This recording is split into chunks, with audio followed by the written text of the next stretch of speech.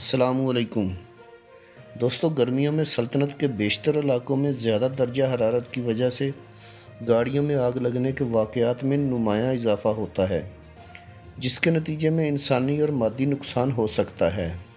PACDA के ज़रिए online जारी करदा बयान में कहा गया है कि अदाद-ओ-शुमार के मुताबिक 2019 में आग लगने वाली गाड़ियों की तादाद 769 थी, जबकि 2018 में 840 वाक़यात पेश आए थे। बयान में कहा गया है कि जैसे सिगरेट नोशी, ईंधन भरते वक्त गाड़ी को स्टार्ट छोड़ना, गाड़ी में आतिशगीर मादा, सिगरेट लाइटर, गाड़ी के इंजन से ईंधन का लीक होना, इन सब बातों की वजह से गाड़ी को आग लगने का खतरा होता है। अगर कोई भी हंगामी सूरत हो तो 9999 पर राब्ता करना चाहिए।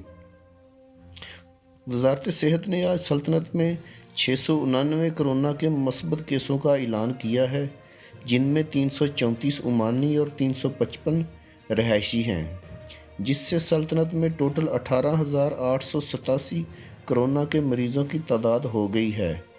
इनमें 4,329 सेहतयाब हैं, जबकि 84 अफराद की अमवात हुई है। इसके बाद आज का करेंसी रेट जो चल रहा है एक रियाल के मुकाबले में वो ये है।